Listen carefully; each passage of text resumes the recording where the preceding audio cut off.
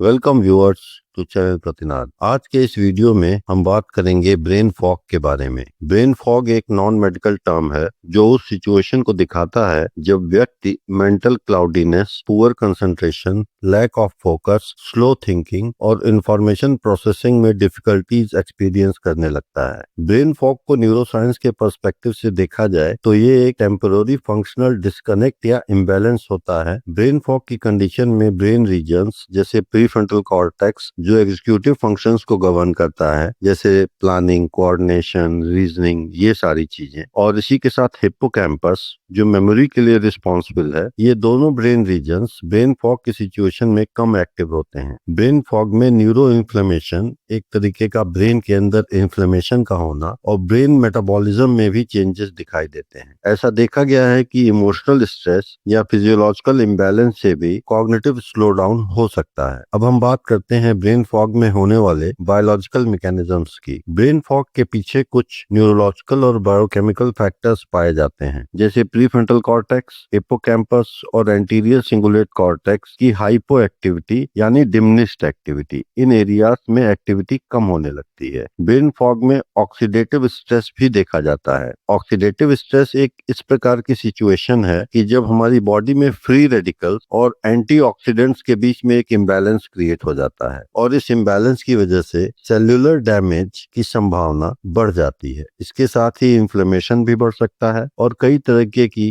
Chronic diseases का खतरा भी बढ़ सकता है। इसके अलावा न्यूरोट्रांसमीटर डिसफंक्शन जैसे डोपामीन या एसिटिलकोलिन के लेवल्स में कमी की वजह से मोटिवेशन, फोकस, कंसंट्रेशन आदि चीजों में भी प्रॉब्लम्स आती है। अब हम बात करते हैं ब्रेन फॉग के कंट्रीब्यूटिंग फैक्टर्स के बारे में। ब्रेन फॉग को ट्रिगर करने वाले कई अंडरलाइंग रीजंस हो सकते हैं। इसमें पहला है क्रॉनिक स्ट्रेस, जिससे हमारा hypothalamus, pituitary, adrenal axis activate होता है और कॉर्टिजोल के लेवल्स हमारे बॉडी में बढ़ने लगते हैं, और वो ब्रेन फॉग का एक कारण हो सकता है। दूसरी चीज है स्लीप डिप्राइवेशन। स्लीप डिप्राइवेशन यानी नींद की कमी से भी कॉग्निटिव एबिलिटीज जैसे मेमोरी, अटेंशन, रीजनिंग ये कमजोर पड़ सकती हैं। तीसरी चीज है पुअर न्यूट्रिशन। अगर हमारे खाने में कुछ चीजों की डेफिशिएंसी होगी जैसे विटामिन B12, आयरन, तो इससे भी हमारा ब्रेन फंक्शन इन्फ्लुएंस होता है। कई तरह के न्यूरोट्रांसमीटर्स के प्रोडक्शन में, न्यूरॉन्स की ग्रोथ में और उनके हेल्थ के लिए बहुत सारे मिनरल्स, प्रोटीन्स, विटामिन की जरूरत होती है, जो एक बैलेंस डाइट से ही हमें मिल सकती है।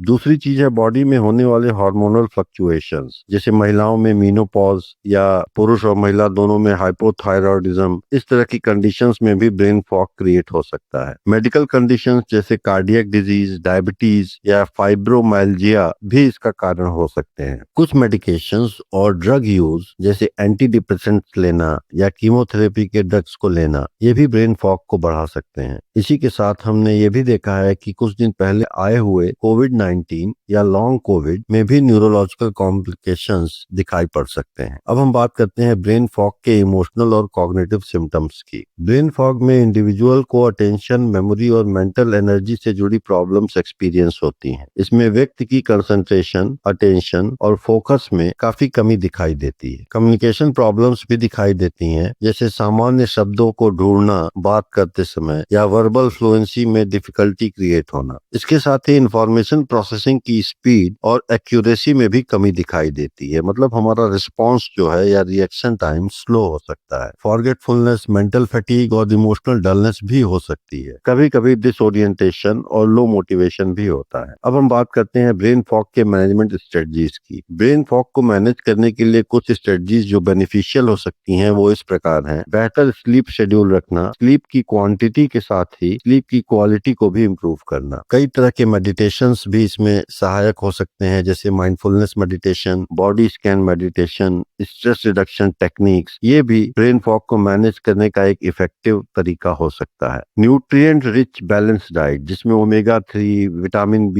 एंटीऑक्सीडेंट्स ये शामिल हों, इन्हें लेना चाहिए। एरोबिक एक्सरसाइज जो हमारे ऑक्सीजन के डिलीवरी को, कंजम्पशन को बढ़ाता है, योग, प्राणायाम, ये चीजें भी अपने रूटीन में शामिल करके हम ब्रेन फॉग को कंट्रोल कर सकते हैं। स्क्रीन टाइम और मल्टीटास्किंग को भी हमें कम करना चाहिए। कॉग्निटिव स्टिमुलेशन वाली एक्टिविटीज जैसे गेम्स या मेमोरी गेम्स, सुडोकू, चेस या पजल सॉल्व करना, ये भी हमें ब्रेन फॉग को बेहतर करने में मदद करते हैं। तो इस तरह से हमने देखा कि ब्रेन फॉग कोई बीमारी नहीं है, पर यह ब्रेन और बॉडी में होने वाले किसी कमी या इम्बैलेंस का इंडिकेटर है। यह व्यक्ति की डेली फंक्शनिंग, ऑक्यूपेशनल लाइफ और क्वालिटी ऑफ लाइफ को इन्फ्लुएंस करता है। अगर हम इसके प्रति टाइम से अवेयर हो जाएं और एक इंटरवेंशन करें जो फिजिकल लेवल पे, मेंटल लेवल पे, डाइट के लेवल पे हो सकता है, तो हम अपने ब्रेन फॉग को दूर कर सकते हैं और मेंटल क्लैरिटी को फिर से एस्टेब्लिश कर सकते हैं। ब्रेन फॉग का एक होलिस्टिक अप्रोच के थ्रू मैनेजमेंट पॉसिबल है, जिसमें बायोलॉजिकल, इमोशनल और बिहेवियरल सभी डायमेंशंस पर ध्यान देना शामिल है। Thank you viewers for watching channel प्रतिनाद।